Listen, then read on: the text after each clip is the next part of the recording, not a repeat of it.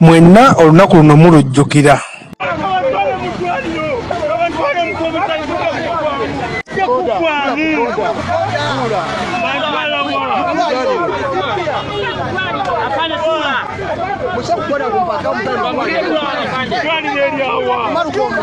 Musajja wattu yabuuza n'abuuza muntu ala mu ddwaliro ki, naye mwennyini ng'akimanyi waali tewaliwo ddwaliro kubanga nabo munneebe boy balwala bagenda Germany simanyi Kenya newasigadde. Yali message nene nnyo ku bantu nga bano, yali message nene nnyo ku bantu nga bano. Neka ambulance tekaliiwo akayinza okumukima kamutwale mu ddwaliro, naye mwennyini lyayagala okumujjanjabira mutekaliiwo.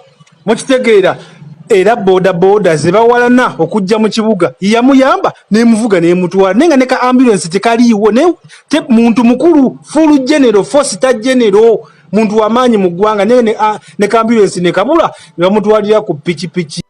Olunaku olwo tewali atalumanyi, olunaku olwo batono nnyo abatalujjukira. Omusajja okigambwa mbu yasimatuka okubeera nga attibwa, kyokka bannayuganda abamu bagamba omusajja teyasimatuka. Era mbu bino byonna byali bipange, byali biri mu pulaani okubeera nga bitambula bwe bityo mbu asimatuke. Kaakati nno mukwano gwange ampuliriza, waliwo ebyama ebizito. Bano boolaba bano ku screen bombi bagenzi, bombi baafa, era nga bano bombi battibwa buttibwa. Kati ogenda kuwulira ebyama. Omanye nti ensi Uganda gye tulimu tutudde ku time bomb. Sooka omanye nti Hajji Abudu gwe ntambula naye omusomi w'edduwa ataasiza bannayuganda embeera ekaluba ennyo abali Uganda n'abali ebunaayira. Kati video nkusaba sooka ogimpere ekigalo nga bulijjo oba kye tuyita like esobole okubeera nga information eno esaasaanira ensi yonna, abantu beerolera abantu bano, tuwanika abantu bano, abasajja babitegeere bulungi nnyo. Nze Eke Master atudde emabega w'omuzindalo okubeera nga nkutuusako embeera ate oba oli awo gy'ogenda okuwulira naawe okunkumula okutu osigale nga weewuunya, osigale nga weebuuza ddala bino bitwogeddeko oba abasajja bye boogedde ebigambo bituufu ye abaffe bwe banga bituufu bisoboka bitya. Tumaze okubeera nga tukizuula nti security yennyini, ab'amagye, aba security, bwe njogera ku security be bano be muyita abasalasini oba aba asika abakuumisa ebibundubundu. Abapoliisi be abasajja abakuuma empisa oba bakwasa empisa, abapoliisi n'abamagye. Kaakati nno njagala olye mukwano gwange ampuliriza nga twakamala okubeera nga tumanya nti abasajja bano abakuuma ddembe be babadde bavaayo ne batega bbomu basobole okubeera nga bafunirako ensimbi, nga tumaze okubeera nga tukizuula alipoota nga zifulumye ne tukikakasa nti bo bennyini be babadde batega abantu bbomu ne babatugumbula, imagine, ne batta bannayuganda mu bulumi obw'ekitalo ne bafiirwa obulamu bwabwe, naye nga abasajja beenoonyeza ssente bennyini nga bebatega bbomu zetuzze nga twogerako enkya n'eggulo nti bbomu za bicupuli. Kati ebyo ng'obitadde ku mabbali, njagala ate owulirize engeri abasajja bano aba security, engeri abasajja bano aba poliisi, engeri abasajja bano ab'amagye gye bakwatagana ne bafulumya emmundu, wuliriza, ne bafulumya amasasi, wuliriza, ne babikozesa okugenda okutta nga bagenderedde, era ng'ekibakwasa emmundu zino n'okuzikukusa n'okuzifulumya eri gye batereka ebyokulwanyisa, oba bagiyita amule oba amale oba bagiyita batya, munannyambako abaasoma ennyo okunsinga wansawo mu komenti. Kaakati no njagala owulire olukwe oba enkwe abasajja bano ze batambuliramu nga bamaze okumanya nti bannayuganda bateredde mulala, bateredde entende, ne bagenda nga babalumba nga babakuba amasasi, naye nga pulaani zirukibwa kuvira ddala wala. Bayinza okuluka pulaani ku lw'e Kampala oba ku lw'e Bombo Road, naye nga pulaani etandikira Matugga mpaka mu kibuga Kampala, ku Kampala Road, ne bakuba abantu amasasi. Kati bino byonna abasajja babikola nga bepulaaninge, nga babigenderedde, naye nga mulimu abasajja bakuumaddembe mu mbeera etiisa eyeewuunyisa. Mukwano gwange ampuliriza, naye kyannaku nabo abaabikolanga abamu battibwa ddala bino. Okusobola okuba nti waliwo mu byafaayo byo omanyi nti obubbi buno na buno abaabulimu baali basirikale. Yes, buno bwennyini bwenjogerako bwali mu basirikale, era n'emmundu zaaleetebwa basirikale, zaali emmundu nnya ku Arua Park nga bambadde yunifoomu ya military, ng'emmotoka pickup bataddeko namba ya revenue. Eyaleeta enamba ya revenue yali Nsubuga, yali musirikale. Omuntu eyali akuuma ku Forex Bureau gye babba yali musirikale. ate ekikwewuunyisa ne Forex Bureau yennyini manager yali mu kintu kino nti omusajja yajja n'alisiivinga miliyoni 4.5 ku 5 n'agenda afuna Kibungo baasi n'asaza tikiti ya Kibungo baasi nga Kibungo baasi esimbula ssaawa 2.5. omuntu ono alisiivinze ssente ku ssaawa 12 Forex Bureau beggalawo yali alina omuggalira munda eyinza okuggaliramu ssente munda bazimuwa enkeera okusinzira ku bungi bwa ssente wadde yasazisiza tikiti bamuwa ssente ze ssaawa ez'okutuuka okuggalawo ne basitula ensawo 2 ne baziteeka egwe n'atuula eza ssente n'atuula n'asikaali akuuma ekifo amanyi bulungi nti zino ssente. Yes, kati ate waliwo omusirikale ono wa poliisi akolawo 24/7 musiraamu ziwera ssaawa emu agenda kusaala alekawo agenda okusaala alekawo nalina miliyoni ebimeka 5 wayitawo eddakiika 40 abasirikale bajja basalako ekifo kino babakuba ensawo bagikwata kati ono mukuba essasi omukyala ye yali abisse ku nsawo ye y'omusajja ng'amanye ekirimu kuba yali atunda busirikale buntu bwakunywaabo kwe kumukuba essasi era ne bamuggyako ensawo ne baziteeka mu moloko naye sooka weebuuze ku ssaawa 2 ezo jaamu abeera ku Arua Park awo ogenda otuuke ku Inkotoolio kitegeeza ekintu kyali kiteeketeeke ate awo waliwo poliisi eziposti bupoliisi posti 2 waliwo kano ak'emabega ku King Fahd waliwo kano akawano waggulu ng'ofulumayo awo batunda amabaati ku Arua Park ogende ku Katumwa obo bonna obupoliisi tekwaliko basirikale mu budde obwo ate okuvaawo okutuuka ku CPS mita 10 kyokka ebigere 10 abasajja batwala ssente ne batakwatako wadde n'omu ku olwo wadde okukubirako okwomu essasi nti baabano bagenda abatutte ssente era bazitwala miliyoni 5 olunaku wayitawo olunaku ono baamukuba tebamutta baamukuba lino naye batta mukazi yali aganidde ensawo era bano baali bagamba nti yenze naye n'omusajja bwe yatuuka mu kooti yagamba si ono kati eyali anfaanana gwe baateekawo bateekewo nze baali bamuyita Nsubuga abeera Bwayisa ate na maneja eyagaba omulimu abeera Kawempe omu ku baayina emmundu nga bamuyita Bana ng'abeera mu Kimumbaasa olaba oluguudo lwerumu lwerumu omusirikale eyali akumawo 24/7 ng'asula Matuga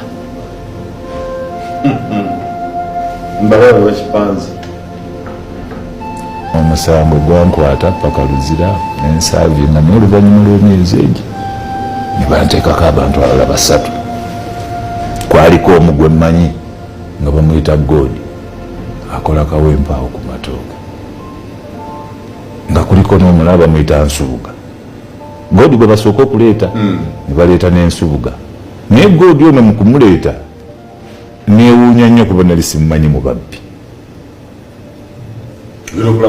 agenda okulaba mubuuza ate ekyomukisa omwe nze nali namulisiivinga ne mutwala mu wodiya kakati mubuuza bakutandi oli ku musango kiki kiwakoze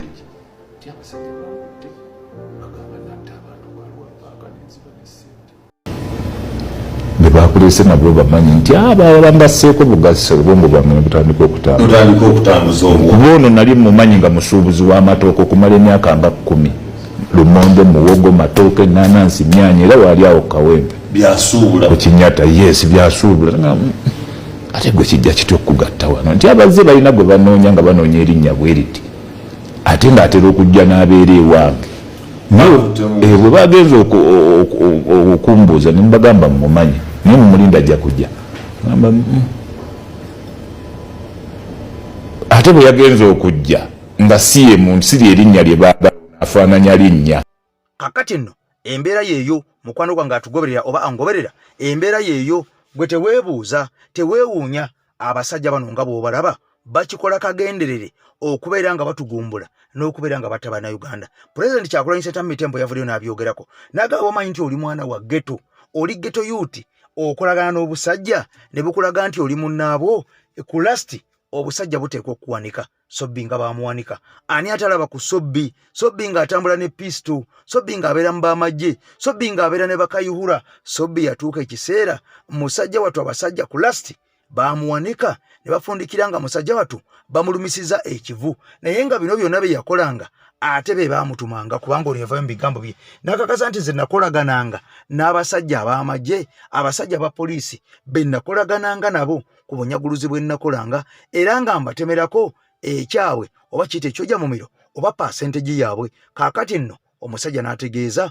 nti twabbanga naye nga tukimanyi nti cover oba backup ye poliisi weeri, tewali agenda tukwatako, era ne bwe twasibwanga ew'okuyita twamanyanga nti wakati bantaddeyo ngenda kuyita na wano nsobole okubeera nga nvaayo nga simazeeyo na mwaka mulamba mu kkomera wadde natugumbula abantu wadde natta abantu. Ono yalumirizanga n'aga nti ffe twamanyanga nti oyita wano na wano, abasajja ne bakuyimbula n'ogenda n'olya butaala. Kyokka amazima gennyini byagenda okufundikira nga naye bamussa abasajja bano. Honorable Shamim Malende omusajja ayogedde nti waliwo embeera enzito ddala ku bana bamwesimbyeko mu Kampala.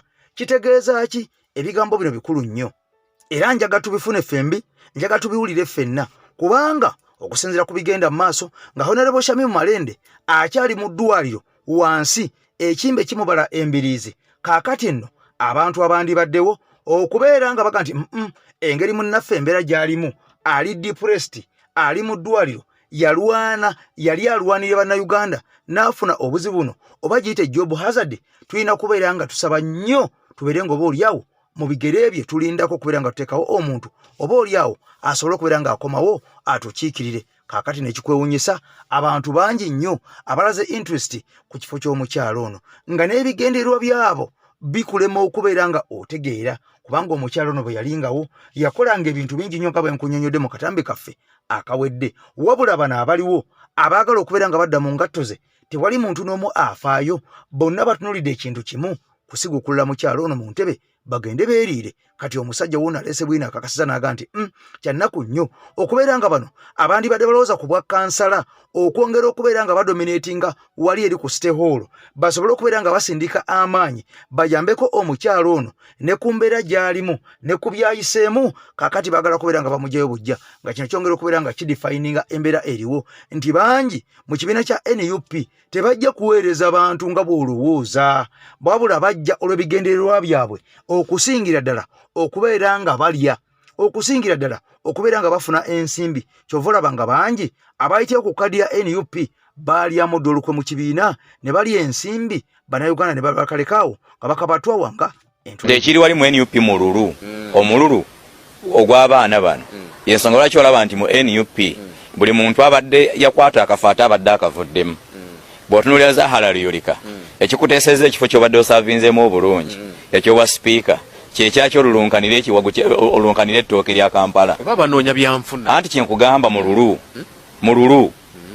baana bonna badde batadde obwa kansala, balumba bwa MP, balumba bwa meya, balumba bwaki kijja kulowoozesa gundi community mwe mukolera nti oba oliawo temuli ku struggle, mwagala just bwakulyalya bwamangu ekintu kikole kigwe.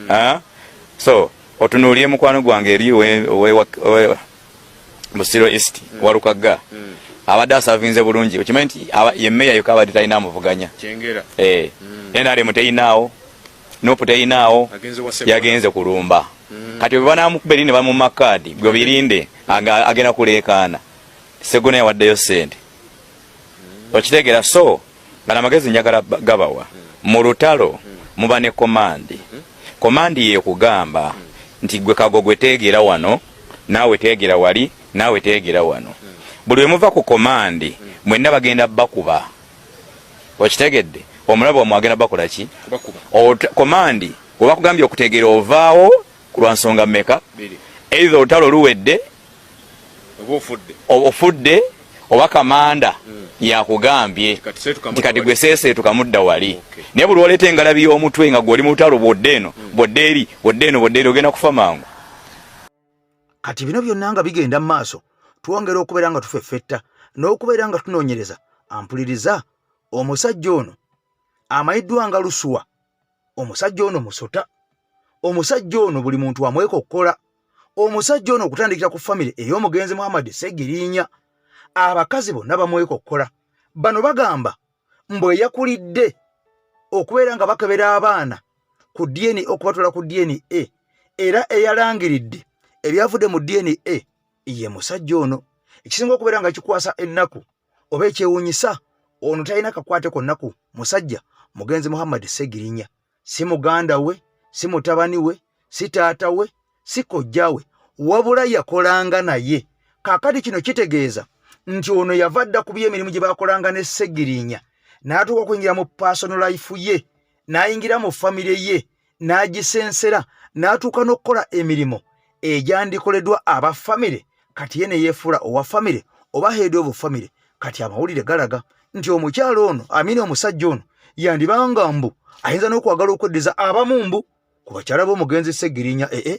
Ebigambo bino mukwano gwange ampuliriza abasajja babyogedde ne babeera nga babitangaaza ensi nti okusinziira ku bikolwa omusajja ono byakola yandibanga alina byanoonya, yandibanga alina byabala. Kyova olaba nga National Unity Platform baamubuukirawo nga lumu ne bwe yajja okusaba kaadi, ekaadi baagimumma era ono n'avayo bwannamunigina ng'awagirwawagirwa bampuuga ne basipiika mbu n'abeera nga yeesimbawo nga solo candidate. Kyokka eky'omukisa omubi ono ye yaddirira eyasemba era kyannaku nnyo nti ono abantu baamulaga nti bamwagala yadde n'akamu n'akatono era nga kyamadde okubeera nga kyeyoleka tayinza kudda yadde kusaba kaadi ya NUP kusabirako kifo kyonna kubanga ono yali amunkyukakyuka olukwe nga baateesa nti ataafuna ekkaadi ajja kulayininga emabega w'oyo anaabafunye ekkaadi. Kati akasajja kano oba omusajja ono ebigambo bwe yabibuusabuusa n'akola bibye. Kati mu mbeera eno mu ngeri y'okwekuumira mawulire kaakati ono ayongedde okubeera ng'asensera famire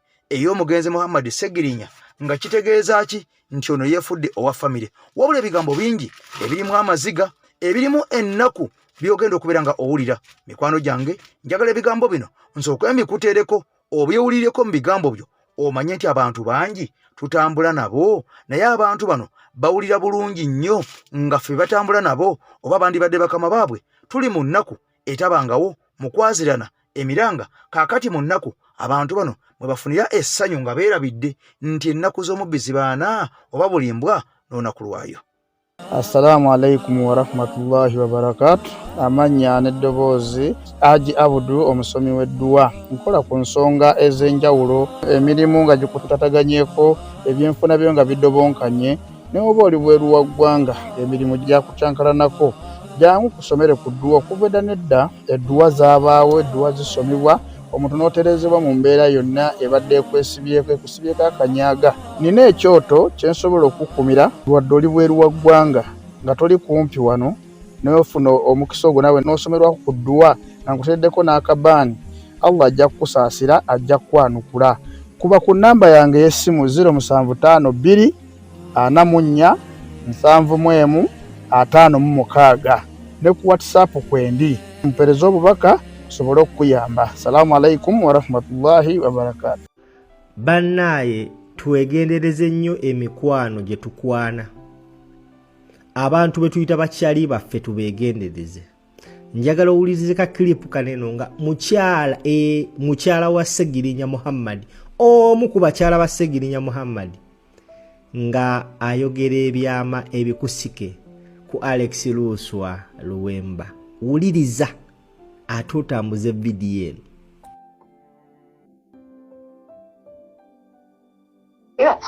Kituufu ate oba ogaanirawa. Omwogezi wa famire ani gw'otegeeza? Omwogezi wa famire Luswa. Wayi yalaze nti mwogezi wa famire yalina soma results.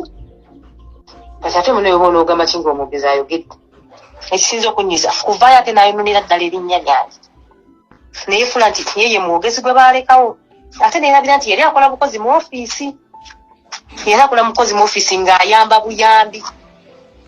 So teyali tayamba bakyala yali ayamba mugenzi ate n'ekyokubiri kyerabidde nti omugenzi yafa katamanyi baana be n'abakazi nga tabamanyi nze nali mugumu nga teganya omwana ono bamukebera omusajja oyo akyali mulawo omusajja n'asula omwana katatapona omwana wange n'oyo omusajja mukulu yaliwo omwogezi wa family yaliwo n'amugamba nti ono omwana wange yenyini n'ayogera singa yamugoba kuba nagendangayo ng'atwala omwana ono buli lunaku buli kumpi oluvannyuma lwa wiiki ng'atwalayo omwana ono omusajja yali badde agamba n'agamba oyo omwana tebamuzza wano oyo omwana si wange mulekerawo okutwagazisanga okutunoonyesa batata b'abaana netuteebakanga nawo omuntu kake tugende siba omwana oyo omusajja singa yakeera ku makya n'atwala abaana ku musaayi nga mulamu kuba omusajja yakyogera n'agamba nina obulamu butini mu nsi muno omusajja n'atuuka okulala n'afa nga talabye n'abaana be omuntu n'alwala emyaka 2 nga talabye baana be nze famire sigirabanga era kino sikirabanga kuba ze luswa wankubira essimu luswa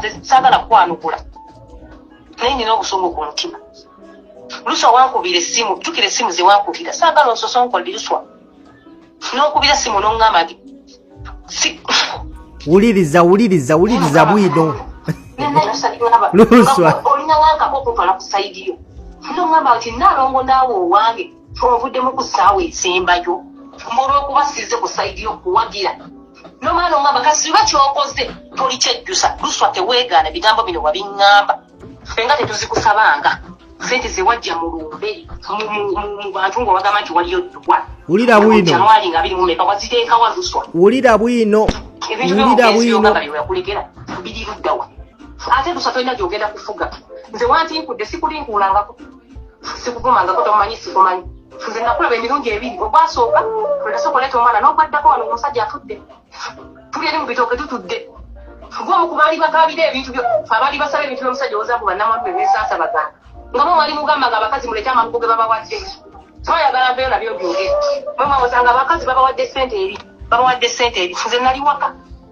twali waka nga tutudde noyo twahira singa abaana tebaali basebinya twalikumayiti ebikolobero bye mwatukola twabakoowa mwatugobya abaana byetukola byetutanga ewammwe ng'omusajja akyali mulamu ne muntu temunjogeza kubanga lwenadda lusawogeza mweddamu nonyanukula ngenda kwogera buli kimu lwaki mwabatwala mu kisenge lwaki mwabanaza ebyo ebiddagala byammwe abatali bammwe kubanga madamu jowe mu kuziika abaana bano mu kuziika eri bakwata abaana abamu baavaawo kuolwo tebaasulawo mwaka nyine mutugamba abaana abasuze wano be baana abatuufu ab'omuntu ne mugera ku makya ne mubayita sima mubatwala mu kisenge ku makya mubatuuma amannya simanga mubakolako emikolo lwaki mwagibakolako basibamu ye abaana bwe mwayogera bonna abajja okuzika ne mugamba batwala ku musaayi lwaki abamu tebazzi wakanye wali waleeno osesemanga bw'olyanga olowooza mbu abaana bali 25 kati saazi olyasama bw'ate abaana bali 9 abalala baweza 25 bali luddawo ate temusobola kutuuka kakuleeta mwana wange kubanga era mwakubira amasimu ne muŋŋamba okumuleeta n'obutamuleeta tebikola makulu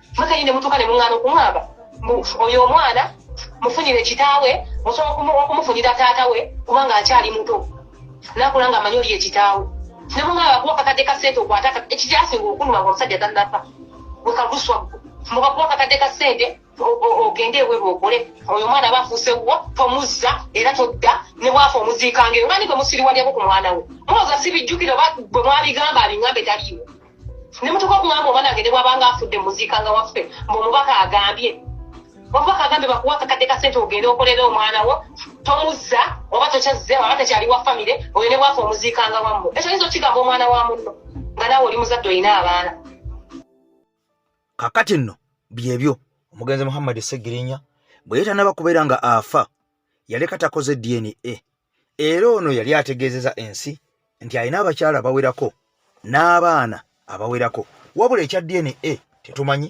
oba yaleka akitadde mu ddaame nti bw'afanga abaana babatwalanga ku ndagamuntu ekyo tekyadisclosingiddwa oba tekyattotoddwa tekyannyonnyoddwa wabula kye twalabye kyabadde kimu kukwata abaana bonna kubakuŋŋaanya kubatwala ku ndagabutonde era nga n'ebyavuddeyo abaana bafundikidde nga bali mu 5 nga siba Muhammad Ssegirinya nga DNA eraga nti abaana bana bokka be bamusajja omugenzi Muhammad Ssegirinya kakati nno tetumanyi lwaki kyakoleddwa kityo bino byonna nga bigenda mu maaso nga munnayuganda akyagenda mu maaso n'okulaajana n'okubeera nga akabatwawa nga entulege kakati nno njagala oli ebigambo bino mukwano gwange mpuliriza ebigambo birungi si birungi ng'omusajja ono amayiddwa nga pasita avuddeyo n'annyonnyola ebigambo nange ebimpuniikiriza jjukira nti mu ggwanga Uganda tulina mba investors bangi naye nga abamu ku ba investor abali mu ggwanga Uganda basiika kabalagala era nga emirimu gye bakola gy'emirimu egyo egikolebwa bannansi bennyini abawano abawejjera ddala kyokka nga amawanga amalala investor bw'agendayo ateekawo omulimu omunene ennyo n'awa ne bannansi emirimu nga kitegeeza okuyitibwa investor olina okuba nga weesobola ng'oli mubede ng'akasente kakuyitaba era ng'ogenda kukola kampani nga nnene oyambe bannansi eyo gy'ogenza okukola emirimu wabula wano abajjawo ate gavumenti yebakwatira kapito n'emubawa era gavumenti ebajjako n'emisolo ne baba nga tebawa misolo era ba investor bano bakola n'emirimu egyandikoleddwa omuntu owa wansi kati ensi ne yeebuuza bano ba investor ba kika ki abaweebwa amataka abaweebwa kapito abaggyibwako emisolo ba investor bano ddala ba investor oba balina gwe bakolera ne beerimbika mu linnya erya investor n'okubeera nga balaga nti si bannayuganda kati bino nanga bigenda mu maaso omusajja wuuno annyonnyodde jjukira nti pasita ono ye yasigalamu bapasita abasinga okulaba amazima era ono yakulembedde bapasita abo bonna aboogera amazima kubanga ono yatwalibwako ne mu kkomera n'asibibwa omulundi ogutali gumu n'aweebwa ebibonezo eby'enjawulo omwalina okukola bulungi bwansi naye ng'ekimutuusa ku kino kwogera mazima kakati nno mu mbeera eno ono avuddeyo n'ayasa ebyama ebirala mu mbeera ey'aba investor abamwamidde mu ggwanga Uganda naye nga oba batunulidde bano si ba investor wabula bano balina emigaso gyabwe emirala ku gavumenti bano balina emirimu emirala egyabaleeta okubeera mu ggwanga Uganda bano tebajja kubeera nga bakola bwa investor kubanga ate ba investor tebasobola kubeera nga basiika kabalagala kubanga ba investor tebasobola kubeera batembeeyi tulabye abatembeeyi bangi naye ng'omusajja akutte essimu 3 omusajja akutte essimu 2 omusajja akutte essimu 4 naye ng'agenda zitembeeya ku bigere ng'akulaga nti simu nnansi mu Pakisitaani mu China mu Yindi oba Omusomaali naye nga nkugambye bano bali mu kutembeeya masimu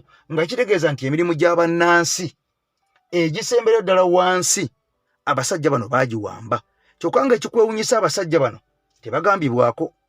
tebagambibwako Haji Abudu ye musomi w'edduwa tugende wa Haji Abudu atusomere edduwa ku bantu bano sobola okubeera nga tubavuunuka sooka oli ebigambo bya pasita ono nkomewo mukwano gwange tayimu etuuse bannayuganda naffe twekumemu ogutaaka abagwira batutwalako batya ensi yaffe ogutaaka mwagala kola mwekalakaase boycott abagwira bwe baba bazze nga babawadde enkizo naffe tugende ku bannayuganda bannaffe ng'Ameria bwe yagamba buy Uganda build Uganda bubu bali tubaleke n'ebintu byabwe oba babitunde bwe tulabe gye banaabitunda.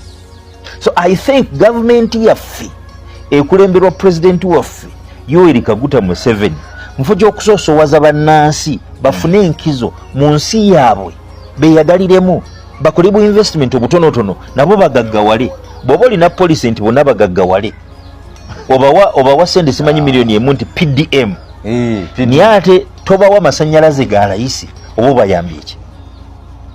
Secondly oleese omugwira akole products ze basobola okukola about competing ddala oba oyagala banno bannansi bagaggawale oba it is just tukiyita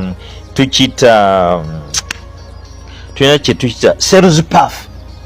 Otunda gavumenti yo nti gavumenti yange eyagala abantu bagaggawale mugiwa obululu that is sales path naye ng'ekyamazima ekiri ku mutima gwo baavuwale kuba bwe baavuwala nja kusobola okwongera obbafuga omanyi omuntu omwavu okimanyi tasobola kusasitinga kyayogera ate kyekisoboka lwaki abagwira bagenze basensera buli kimu bakimamidde bannansi bagenda kukola ki osobola okuva wano n'ogenda e Bungereza n'otandika okutembeeya osobola okuva wano n'ogenda e China n'otandika okutembeeya ng'oli Munnayuganda omugwira ajja atya n'atembeeya wano teri mukulembeza ayagala bantu be addira bagwira batitibya kyova olaba Amin was a man sadly bamugjawo ate yafa njagala otunule who owns the economy? It is the foreigners. Genda sector by sector ojjanga nga bagwira be bannanyini economy. Where are the Ugandans bali kamembe actually weba motoka noza tutudde ku pick up mabega drivers bagwira and at the end of the day tulowooza okukola job creation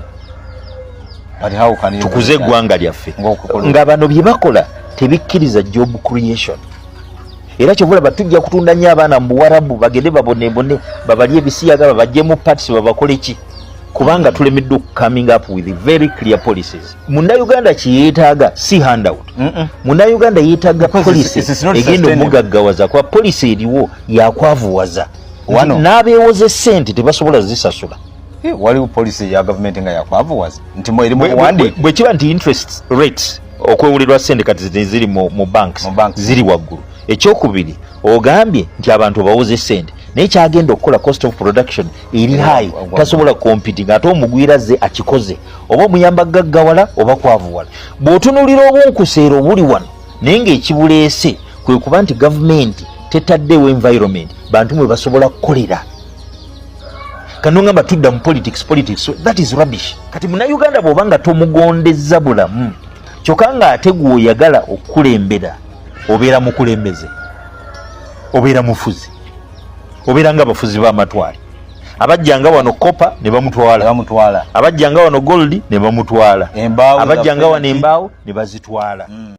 Kale nno ebigambo byebyo birungi si birungi, wabula bino byonna nga bigenda mu maaso waliwo ekkobaane erimaze okubeera nga birigibwamu oba nga lizuulwa okusiba bannayuganda naddala abo abeegwanyiza ebifo ebimu mu kwesimbawo.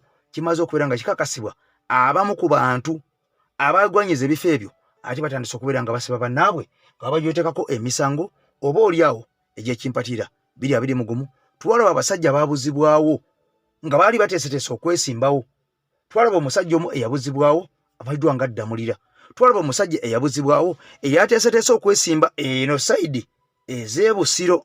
Ensi ne yeebuuza omusajja oyo yabulirawa, omusajja oyo yalagawa. Kaakati nno ne kiyamani waffe LC5 amanyiddwa nga Martin Ssejjemba yatwalibwa naggalibwa era agenda kuleetebwa mu kkooti gye bujjakaawo mu maaso nga 8. Ekyebuuzibwa ani yali emabega w'omusajja ono okubeera nga yasibwa nga naguno gwaka kigambwa mbu yandibanga alangwa bwemage oba nga yalangibwa bya politics.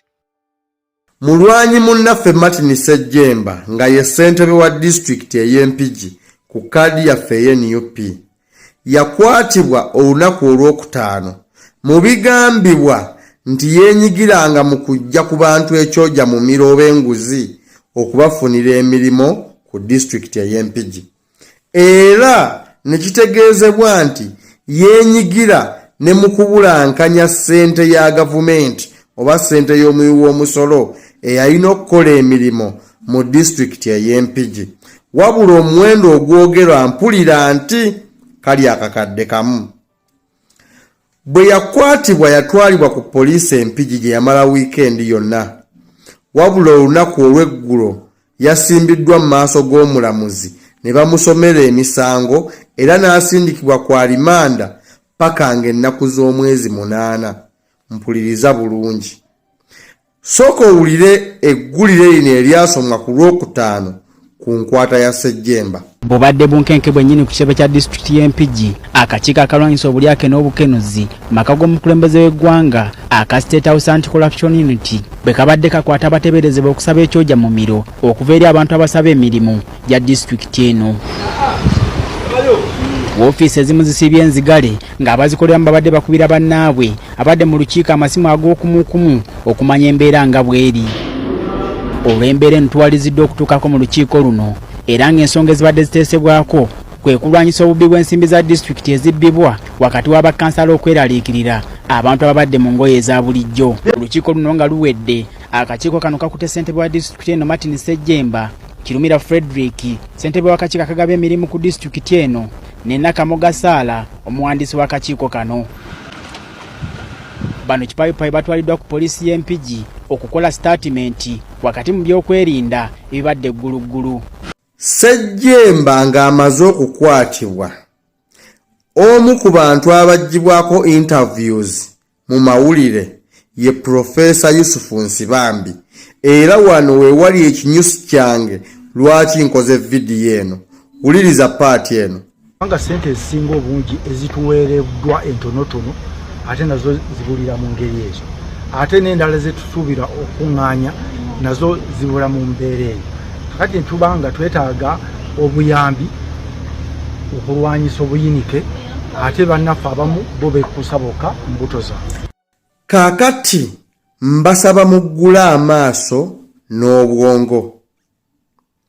Martin Ssejjemba yazizzaayo empapula e Makerere Kavule ku kitebe kyaffe eky'NUP ng'asaba tiketi y'ekibiina okuvuganya ku bubaka bwa paalamenti obwa Mawokota South ekifo ekirimu ono Profesa Yusufu Nsibambi. Nze nnyina ekiŋŋamba nti ebyobufuzi bya fake opposition bye biri mu kusibisa Martin Ssejjemba. Martin Ssejjemba musaayi muto ng'era ye ssentebe wa disitulikiti asinga obuto mu Uganda yonna. Nsuubiriza okuba ng'afuuse threat eri Yusufu Nsibambi gw'ayagala okuggyako ekifo. Ate sinakusuubira wabula afuuse threat eri Yusufu Nsibambi gw'ayagala okutwalako ekifo ekya member of parliament. Martin Ssejjemba ateekwa okuba ali mu kuzannyibwa ebyobufuzi bamukube mu kkomera ku misango gy'obulirwa enguzi erinnya life ery'ekibiina ekyamusindika life n'okwesimbawo kwe pulaani ze zonna ez'okwesimbawo zife. That's what I'm thinking. Kubanga amaloboozi galaga nti Profesa Nsibambi bulijjo kanso we zitula tabeerayo, wabula ku luno lwe waabaddewo pulaani ez'okukwata Ssejjemba yazze n'atuula mu kanso. Bano abasajja bazze bazannya ebyobufuzi byabwe mubimanyi bulungi. Kambawo ekyokulabirako. Mpuuga e Masaka bwe yamanya nti Alice Nannungi ayagala okwesimba ku kifo kye, yasooka n'amukuba kemiko nti yasabwa ekyoja mu miro kya bukadde 15 ng'abusaba obwakabaka bwa Buganda ekitaali kituufu. Agenda okwagala obbikuba mu mawulire nga takimanyi nti Alice Nannungi yafulumiza dde obwakabaka pulaani y'okuzimba eddwaliro ery'Emukungwe nga n'eddwaliro liri mu kuzimbibwa. Emabega kaawo era ne baddamu omukazi y'omu ne bamukwata nti yafooginga ebiwandiiko bya kanso nga n'entuula 2 kanso ze yatuula teyaziriimu, era omusango gwamaze mu kkooti emyaka 2 baagusaze wiiki singa 2 emabega. Kaakati gwe munnayuganda obudde buno nkusaba buli munnankyukakyuka akwatibwa teekawo eriisa ejjogi. Obudde buno abaana abasinga basibiddwako emisango naye nga bazannya byabufuzi. Ba Edi Mutwe abali mu makomera sisuubira nti kumu waliwo eyeerimba nti bazza omusango gwonna. Kati awo mbasaba ffenna tufune interest mu musango gwa Martin Ssejjemba ssentebe waffe ow'empigi, era tugugoberere ennaku z'omwezi nga 8 lwakomawo mu kkooti, ffenna tugende ku kkooti tugoberere omusango gwa muganda waffe. Nze omutima ogwange n'obwongo biŋŋamba Martin ali mu kuzannyibwa byabufuzi. Ate nga mukadde kano abantu nga Martin aba representinze obulungi pate tubeetaaga nnyo wano we tugenda. Mbasaba tumuyirewo omubiri, buli asobola okubaako kyogattako oba ddoboozi ligatteko tukakase nti muganda waffe ateebwa. Tukakase nti ateebwa, otherwise ono bali mu muzannya byabufuzi by'abampuuga. Nze mbabuulira bw'abanga kituufu alina omusango awozesebwe naye asooka ateebwe aweebwe beyiro kuba tasobola kudduka, awoze ng'ava bweru atambuze kampeyini ze. Bwe guli musinga ng'obujulizi buvuddeyo tetulina buzibu, bwe buli bula ate era tujja bajjonkera mutuwulire. Naye nsaba buli muntu situla eddoboozi ku lwa muganda waffe Ssejjemba. Bakwata Kireewo, ne bakwata Edi Mutwe, ne bakwata General Gaddafi, ne bakwata bano ba Machete bonna bali munda emyaka baganda baffe. Leero Ssejjemba bamulidde enkya balyanze oba ggwe. Kati kiri gy'oli okusiga ensigo ey'okubeererawo bannaffe nga bafunye ebizibu. Kubeera leero kiri ku Ssejjemba, enkya kiri ku ggwe. Mbasaba tusitule eddoboozi ku lwa muganda waffe Ssejjemba Martin. Mwebale kumpuliriza, Omukama abankuumire nze Ssemanda, Ssaabasajja Kabaka awangaale.